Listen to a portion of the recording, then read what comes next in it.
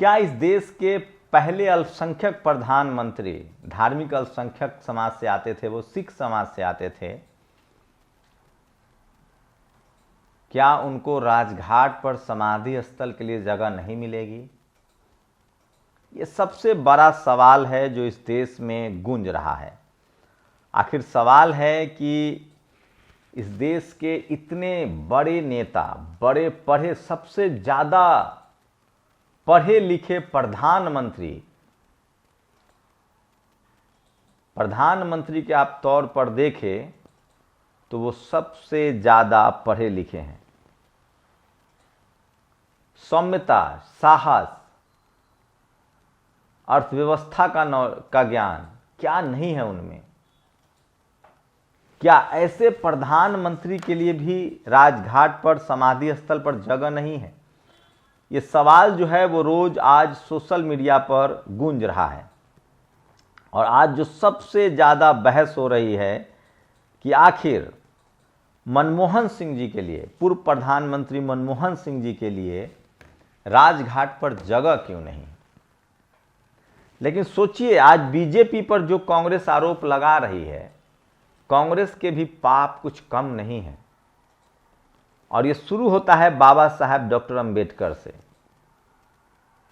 उसके बाद एक्ट बना दिया गया कि राजघाट पर प्रधानमंत्री, राष्ट्रपति, पूर्व राष्ट्रपति की ही समाधि स्थल होंगे। लेकिन संजय गांधी का भी वहां समाधि स्थल है। मैं बताऊंगा इस वीडियो में कि राजघाट पर किनका किनका समाधि स्थल है और क्या भारत के पूर्व प्रधानमंत्री डॉक्टर मनमोहन सिंह का समाधि स्थल वहां बनेगा या नहीं बनेगा। यहां तक कि हुकुमदेव नारायण यादव ने कहा है कि गांधी परिवार के समाधि स्थल ने ज्यादा स्पेस ले रखा है, उनको कुछ कम किया जाए और बाकी लोगों को और स्पेस दिया जाए। क्या सचमुच पीवी नरसिम्हा राव का समाधि स्थल वहां है या नहीं है, यह भी बताऊंगा। राजघाट पर सिर्फ बाबा साहेब के साथ सबसे ज्यादा भेदभाव हुआ है। और क्या वही अब, चूंकि बाबा साहब एससी समाज से थे, दलित समाज से थे, इसलिए भेदभाव हुआ? और क्या मनमोहन सिंह के साथ भेदभाव हो रहा है क्योंकि वो अल्पसंख्यक समाज से हैं, धार्मिक अल्पसंख्यक समाज से हैं? नमस्कार, मैं शंभू कुमार सिंह और आप देख रहे हैं नेशनल दस्तक। सोचिए, आज बीजेपी वाले आरोप लगा रहे हैं कि नरसिम्हा राव का सम्मान कांग्रेस ने नहीं किया, लेकिन राजघाट पर नरसिम्हा राव जी का भी समाधि स्थल है। ये भी सच है। सिर्फ वहां बाबा साहब के समाधि स्थल को लेकर प्रॉब्लम क्रिएट की गई, ये भी सबसे बड़ी खबर है जो मैं आपको बताना चाहता हूं। और किनका किनका समाधि स्थल है वो भी मैं आपको बताऊंगा, जो सबसे ज्यादा जरूरी है। उसके बाद एक्ट बना दिया गया, वहां राष्ट्रपति, उपराष्ट्रपति, प्रधानमंत्री के ही समाधि स्थल हो सकते, राष्ट्रपति और प्रधानमंत्री के ही समाधि स्थल हो सकते हैं। उप प्रधानमंत्री के भी समाधि स्थल हैं। लेकिन अब डॉक्टर मनमोहन सिंह को अगर समाधि स्थल नहीं देती है बीजेपी, तो ये उसके लिए भी एक बड़ा ब्लैक अध्याय जुड़ जाएगा, क्योंकि डॉक्टर मनमोहन सिंह अल्पसंख्यक समुदाय से आते हैं। वहां महात्मा गांधी, यहीं से शुरुआत 1948 में उनकी समाधि स्थल है। जवाहरलाल नेहरू की समाधि स्थल है। महात्मा गांधी जी के जो समाधि स्थल है उसको राजघाट के नाम से जानते हैं। जवाहरलाल जी नेहरू का समाधि स्थल है 1964 में, जिसको शांति वन के नाम से जानते हैं। उसके बाद लाल बहादुर शास्त्री जी का भी समाधि स्थल है 1966, जिसको विजय घाट के नाम से जानते हैं। उसके बाद संजय गांधी, उनका भी समाधि स्थल है संजय गांधी के नाम से, लेकिन वो न तो पीएम थे, वो एक सांसद थे सिर्फ। लेकिन चूंकि कांग्रेस की सरकार थी तो बना दी गई। यही कांग्रेस का पाप है। कांग्रेस ने इस देश में कभी बाबा साहेब और तमाम उन लोगों को जगह नहीं दी जो उनकी डिक्शनरी में फिट नहीं बैठते थे। ये सच है दिलीप मंडल का आरोप कि इस देश को कांग्रेस ने इंदिरा गांधी, नेहरू, राजीव गांधी के नाम से, संजय गांधी के नाम से घेर रखा है। ये सच है। वहां दूसरे फूले, पेरियार, अंबेडकर, कर्पूरी ठाकुर, बाबा साहब के नाम की जगह नहीं मिली। तो संजय गांधी की समाधि वहां है, वो क्यों है ये नहीं पता। इंदिरा गांधी जी की भी समाधि है जिसका शक्ति स्थल नाम है। बाबू जगजीवन राम का समता स्थल है। लेकिन आप देखेंगे कि सारे लोगों की समाधि जो है वो एक तरफ है और बाबू जगजीवन राम की समाधि जो है वो दूसरे तरफ है। चौधरी चरण जी की समाधि स्थल भी है जिसको किसान घाट कहते हैं। उसके बाद राजीव गांधी की भी समाधि स्थल है जिसको वीर भूमि कहते हैं। उसके बाद ललिता शास्त्री जो लाल बहादुर शास्त्री जी की पत्नी थी, उनका भी समाधि स्थल है। ज्ञानी जेल सिंह का भी समाधि स्थल है, एकता स्थल के नाम से जिनको जानते हैं लोग। शंकर दयाल शर्मा जो प्रधानमंत्री रहे, राष्ट्रपति रहे, उनका भी है, कर्मभूमि के नाम से है। देवीलाल जो डिप्टी प्राइम मिनिस्टर हैं, उनका भी वहाँ पर है, देवीलाल जी का भी है जिसको संघर्ष स्थल के नाम से जानते हैं।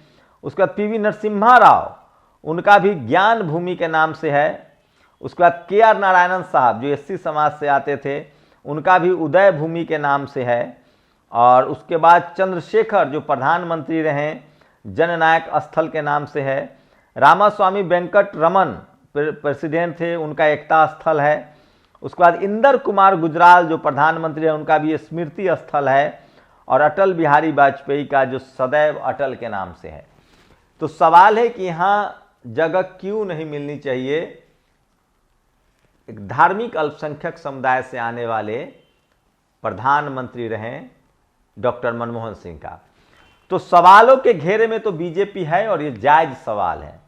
लेकिन मैं बार बार कह रहा हूं कि बीजेपी उन्हीं लूप होल्स, उन्हीं छेदों का इस्तेमाल कर रही है जो कांग्रेस ने 60 साल में किया था। और ये सब ठिकरा राहुल गांधी के सिर फोड़ा जा रहा है। कांग्रेस ने हमेशा इस देश को एक डिक्टेटरशिप की तरफ चलाया। अब बताइए, जब वो जगह राष्ट्रपति और प्रधानमंत्री, उप प्रधानमंत्री के लिए है, तो वहां संजय गांधी क्या कर रहे हैं? ये बड़ा सवाल है। और अगर महान लोगों का है तो बाबा साहब किसी से कम महान थे क्या? बाबा साहब का कोई कम योगदान था क्या?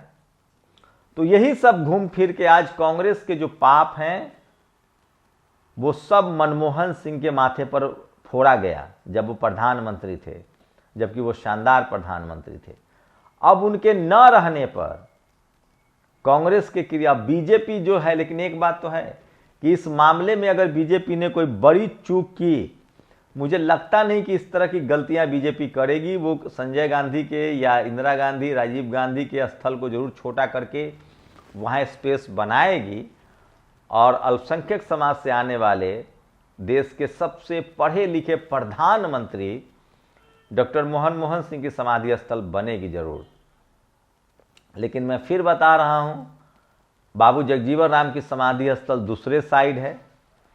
तो ये एक बड़ा है। कांग्रेस ने बहुत सारी गलतियां की, इसलिए मैं बार बार कहता हूं, कांग्रेस ने जिस तरह से इस देश में एससी, एसटी, ओबीसी नेताओं को जेल भेजा, बदनाम किया, वो सबसे जग जाहिर है। और सोचिए, कांग्रेस के नेता जो खासकर जो सवर्ण नेता हैं, वो किस तरह से कांग्रेस से बदला लेते हैं। प्रणब मुखर्जी की बेटी शर्मिष्ठा मुखर्जी कह रही कि हमारे पिता का अपमान हुआ, वो बीजेपी में है। सोचिए, प्रणब मुखर्जी को राष्ट्रपति बनाया गया, केंद्रीय मंत्री रहे, फाइनेंस मिनिस्टर रहे। कपिल सिब्बल, वो भी ब्राह्मण समाज से आते हैं, उन्होंने भी कांग्रेस को दगा दिया। कांग्रेस के साथ भी वफादार लोग कौन रहे? बाबू जगजीवन राम जो एससी समाज से आते थे, शिंदे साहब, तमाम जो एससी, एसटी, ओबीसी के नेता हैं। कांग्रेस ने, ये सच है कि सीताराम केसरी के साथ जो ओबीसी कम्युनिटी से आते थे उनके साथ क्या सलूक किया, लेकिन सवाल है कि जो जो काम कांग्रेस ने किया है, क्या वही काम बीजेपी कर रही है? ये सबसे बड़ा सवाल है। और मुझे लगता है कि डॉक्टर मनमोहन सिंह को समाधि स्थल अगर राजघाट पर नहीं बनाया गया तो ये बीजेपी के लिए एक बड़ा डेफिसिट होगा और इसका खामियाजा बीजेपी को उठाना पड़ेगा और उसके आने वाले तमाम प्रधानमंत्रियों को इसका सवाल पूछा जाएगा। और मान लीजिए आज मनमोहन सिंह के समाधि स्थल नहीं बन रहा है और कल कोई बीजेपी के कोटे से जो प्रधानमंत्री बने और उनका समाधि स्थल न बने, तो सत्ता, इसीलिए कह रहे हैं सत्ता किसी का परमानेंट नहीं है। जब 60 साल राज करने वाली कांग्रेस की न रही तो बीजेपी की रहेगी। इसलिए कह रहा हूं कि समभाव से चलना चाहिए, सबको नियम कायदे में रहना चाहिए। आज आपके पास सत्ता है, आप नियम तोड़ेंगे तो कल आप सत्ता से बाहर भी जाएंगे। क्या पता था कांग्रेस को कि वो कल सत्ता से बाहर हो जाएगी, और उसने नियम तोड़ा। संजय गांधी की समाधि स्थल है वहां, ये नियम के खिलाफ है। लेकिन अगर आज बीजेपी भी डॉक्टर मनमोहन सिंह का अपमान कर रही है तो उनको भी समझना चाहिए कि क्या गारंटी कि कल सत्ता उनके पास रहेगी। इसलिए एक बेहतर प्रधानमंत्री मनमोहन सिंह को आज इतना देश में क्यों मान सम्मान मिल रहा है, क्योंकि उन्होंने कोई नियम नहीं तोड़ा, समभाव से चलते रहे। शुक्रिया। नेशनल दस्तक की आपसे गुजारिश है कि अगर इसको बचाना चाहते हैं तो नेशनल दस्तक को सब्सक्राइब करने के लिए रेड कलर के सब्सक्राइब बटन को दबाएं, फिर बेल आइकन की घंटी दबाएं। नेशनल दस्तक को बचाने के लिए बहुत जरूरी है कि हर खबर को शेयर करें, लाइक करें, कमेंट जरूर करें।